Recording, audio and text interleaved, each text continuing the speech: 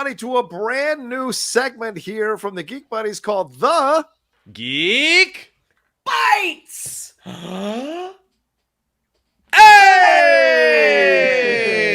Yeah. This is a quick segment pitched by Mr. Michael Vogel here, where we break down one particular topic for between 10 and 20 minutes. And Michael, take it away. Yeah, so look, we've been talking a lot about Ahsoka. We've talked about the lead into Ahsoka. We've been doing our spoiler reviews, but especially at the end of this past week's episode 4, Fallen Jedi, a lot of people asking questions about the world between worlds, what the hell it is, where is Ahsoka, how is Anakin there? And even though we did touch on it in a few other videos, it's such a weird topic that we sort of didn't do a deep dive. So we thought we were going to give you guys everything you need to know about the world between worlds before we get into Ahsoka episode 5 next week. So that this is your Cliff's Notes, super geeky version, everything you need all in one spot. Are you two ready for our very first Geek Bites? Because I'm about to dive in and get nerdy. Let's go. Let's do it. All right. So first thing you need to know is in Clone Wars, the animated series, there is an arc called the Mortis Arc. This is where Dave Filoni started to get weird. Ahsoka Tano, Anakin Skywalker, and Obi-Wan Kenobi come to this weird planet that is basically populated by 3 personifications of the Force. There is the father, who represents the balance of the Force, the sister, who is the good side of the Force, and the brother, who is the bad side of the Force. The father takes Anakin aside and says, I think you're the chosen one. I want to retire. I want you to watch my 2 kids. Anakin is like, I can't do that. I got a lot to do.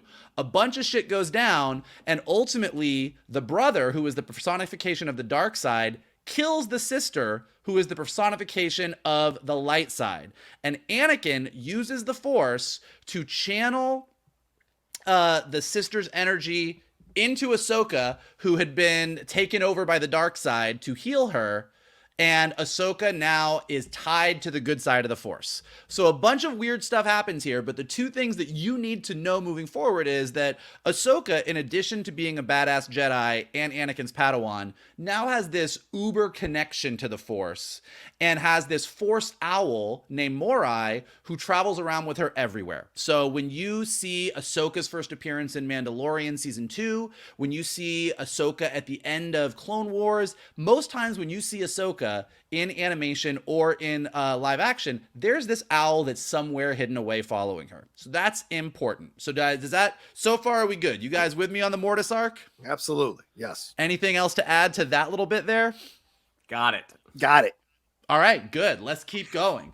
So, Ahsoka, tied to the Force, has an owl. Meanwhile, when we get to Star Wars Rebels, we start to learn about other animals that have this connection to the Force. Most importantly, and we've talked about this a lot, and you've seen them already, are the Purrgil, the giant space whales that can travel through hyperspace using some version of the Force. Now, this is super important. Obviously, we've seen them appearing in Ahsoka, and even in Morgan Elsbeth's map that she's using to travel to Thrawn, there is a giant circle that has a bunch of hieroglyphics of Purrgil circling around it. So that's key to remember, because also in Rebels, Ezra, when he's on his home planet of Lothal, which is the planet that we meet Sabine in at the beginning of Ahsoka, he has this connection to these big wolves called Loth wolves that also take our heroes and travel through some version of hyperspace to travel to the other side of the planet.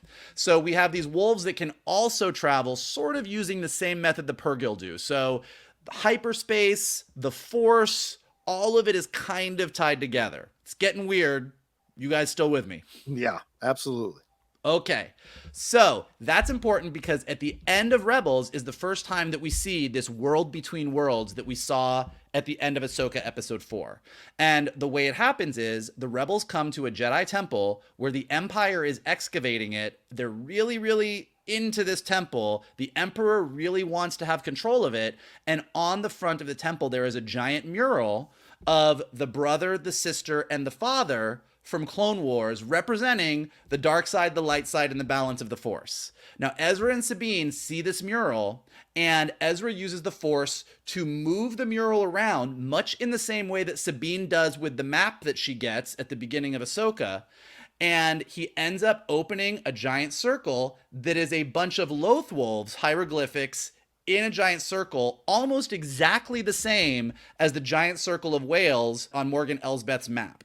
And he uses that to enter this place that has become known as the world between worlds.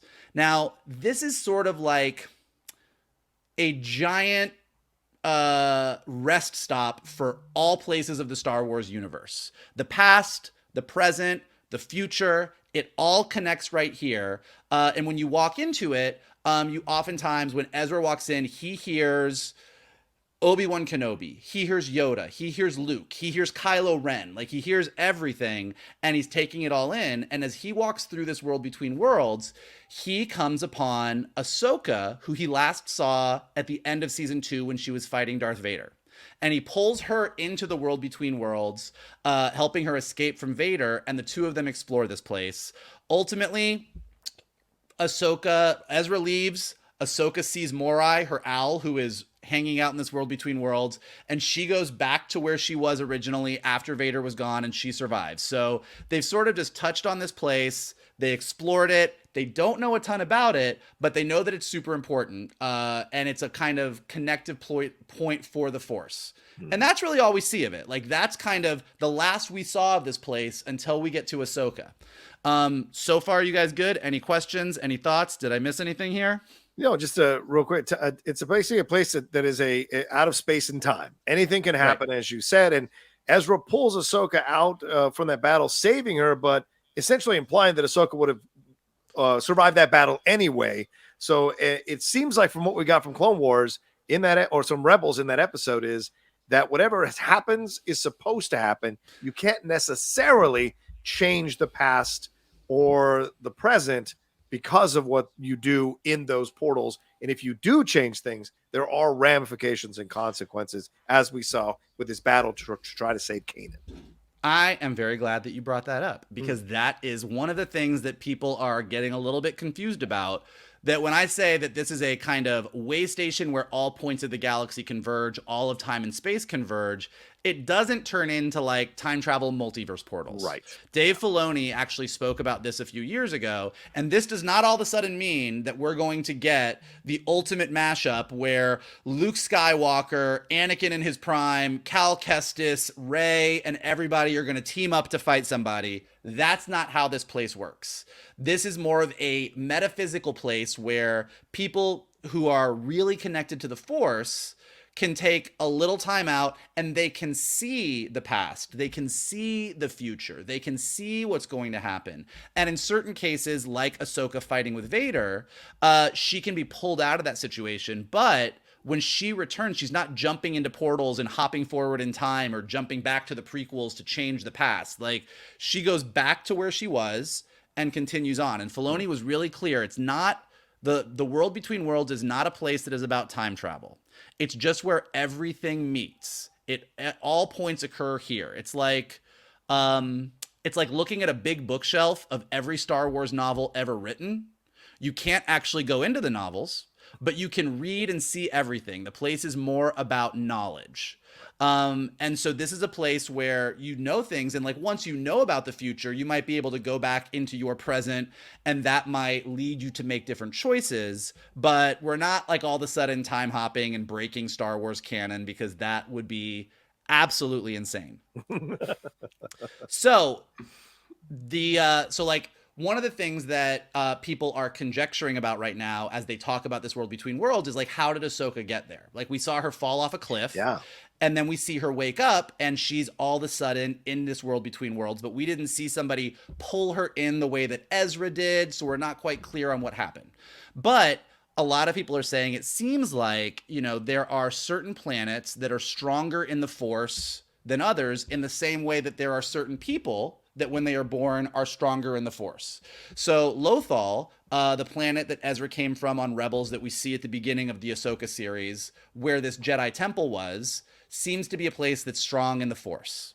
Cetos, where we have spent the last couple episodes of Ahsoka, where we have this giant Stonehenge-like altar that Morgan Elsbeth is using for her star map, and the Purrgil are flying around, seems like a place that it is strong in the Force. There are other planets like Dathomir, where the Night Sisters, of which Morgan Elsbeth is one, came from, and where Darth Maul came from, that is also potentially strong in the Force. And that these planets might be some of the places that are more connected to this world between worlds, this place where you can kind of step into and take in the vastness of the galaxy. And that's why the Night Sisters know about it. That's why you had to go to Lothal for this place, and why they had to go to Cetos for here. And because some of these animals, like the Loth Wolves and the Purrgil, are tied to the Force, they're also tied to these planets. So you have Loth Wolves on Lothal, you have Purrgil on Cetos, and that they also are able to navigate both space and time. So space is represented by hyperspace. You can go a long distance very quickly,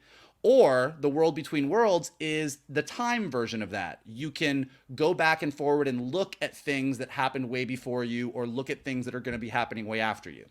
So that is the most concise version that I can give you of this very, very strange, complicated place that even Dave Filoni says he doesn't want to explain too much, right? Because he wants all of us to have our interpretation. But now that Ahsoka is literally standing there in live action, it's probably something we want to know more about. So yeah, what do you guys think about, let me ask you two questions. What do you guys think about the world between worlds as a general concept? Love it, hate it, confusing, not confusing. And how much of it do you think they are going to dive into in these upcoming episodes of Ahsoka? Sure. So it seems like for those who didn't watch Rebels, watching Ahsoka wake up, it's like, oh, so this is Jedi heaven. Like that seemed to be, and also with the inclusion of Anakin Skywalker. Yeah. That's sort of the implication. Now, because we have all watched Rebels and we are aware of the world between worlds, I certainly don't understand it as well as Vogel does. But it's sort of like, okay, so somehow she was pulled back into the world between worlds.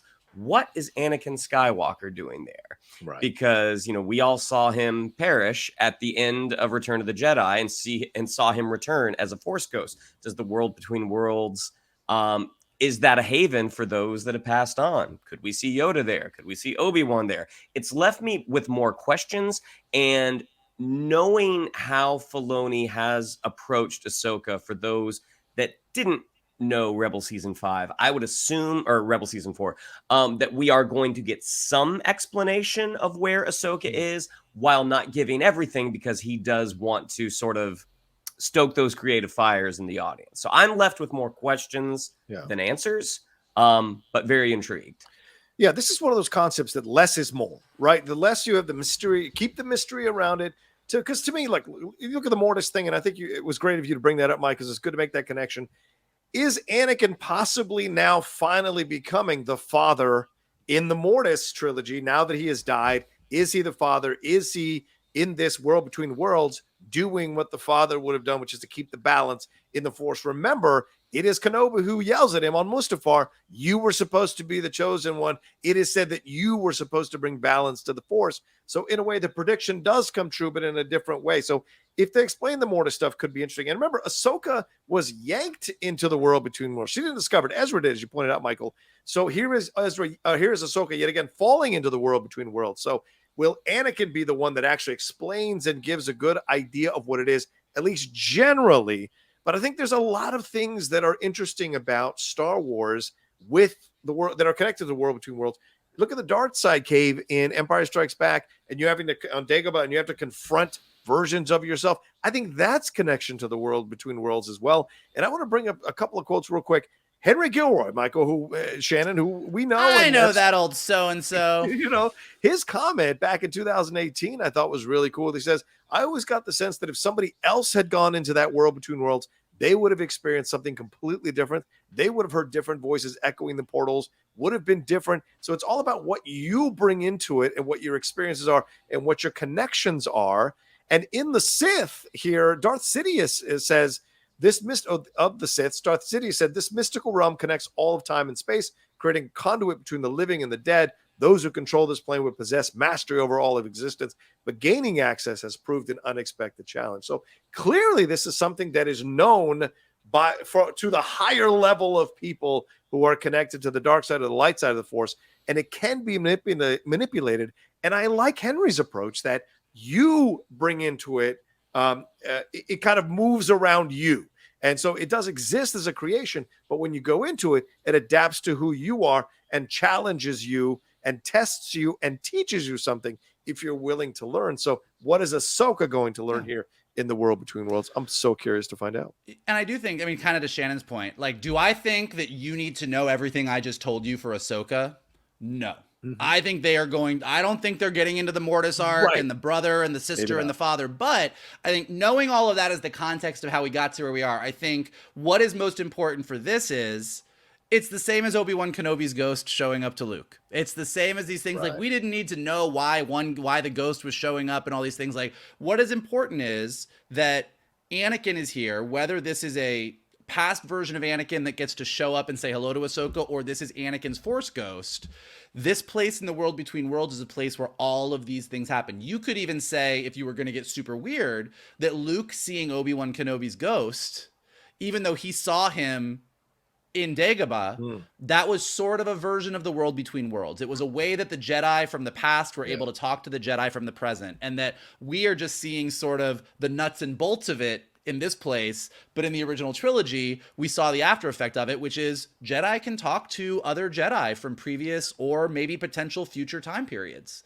And so this is kind of what we're seeing right now. And I think all that really matters for this arc is that this is a chance for Ahsoka to talk to her Jedi Master, who she walked away from, who she is feeling a great deal of guilt about because she knows he became Darth Vader.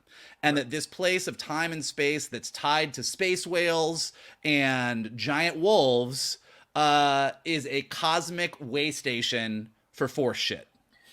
Yeah, and it seems like the light side people have access to it, and the dark side are trying to get access to it. Because remember in that Rebels episode, it is Palpatine who's trying to trick Ezra to give him access to the World Between Worlds. And as I just read what Darth Sidious said, it's clear that the dark side does not have as easy access to the World Between Worlds as the light side does, because it understands as a construct that it can be taken over and used for negative purposes by the dark side. So I think that's an element of this to explore as well. Because what does Anakin represent? Is he being Palpatine in essence and trying to trick Ahsoka to help him take control of the World Between Worlds? Or is he there to teach Ahsoka a lesson? Or is he there to guide Ahsoka? A lot of questions for sure. Well, and to your point, a lot of people think that what Baylan Skoll really wants when he tells Shin Hati that what they're after is power is that he's after access to this World Between Worlds. Yeah. He wants that. Not that he's going to start time hopping, because you can't do that shit without breaking the universe. Right. But having all of that knowledge, having access to all of that information might be what he's really after. So, this World Between Worlds might just be a really cool visual place in Ahsoka for Anakin and Ahsoka to have a meetup, or it might play more prominently into the plot of Baylan Skoll, Shin Hati, Morgan Elsbeth. So, like all Star Wars things, I think it's best enjoyed in a very casual, take it for what it is way. But if you want to go deep, that's what the Geek Bites are for. Shannon, final words? Yeah, it seems like when Baylan told Sabine, we have a common goal, maybe that common goal is Ezra. Oh, to have access. Oh, wow. I hadn't thought of that either. That is great. That is great. Well, hopefully we've given you all the information that you need and maybe filled in some or answered some of the questions that you might have, or filled in some of the gaps in your knowledge here of the World Between Worlds as we get ready for episode 5 of Ahsoka. And hopefully you enjoyed this first episode of Geek Bites. Shannon, what do we have to tell them? Yeah, if you'd like to follow us on social media, on Twitter, it's at @geek_buddies, on Instagram at @the_geek_buddies. If you'd like to follow me on social media, on Twitter, it's at @Shannon_McClung, on Instagram at Shannon the Geek Buddy. If you would like to follow Mr. Vogel, it is at MKToon. If you would like to follow Mr. Rocha, it is at The Rocha Says. Mikey? Absolutely. Hit that like button below. Subscribe to Johnny's Outlaw Nation page. Check out all the amazing content he's got. If you're listening to the podcast, leave us some stars, leave us some comments. And the best thing that you can do is retweet this Geek Bite, send it to your friends, post it on your socials, tell everybody to hang out with us. And if you have other things in any geek universe that you want to talk about as a Geek Bite, let us know. And as we continue to do this, we'll continue to give you little Geek Bites of knowledge so that you can impress all your friends with everything you know about all the things. There you go. Take care of yourselves. Be well. We'll talk to you next time with another brand new episode of the Geek Bites!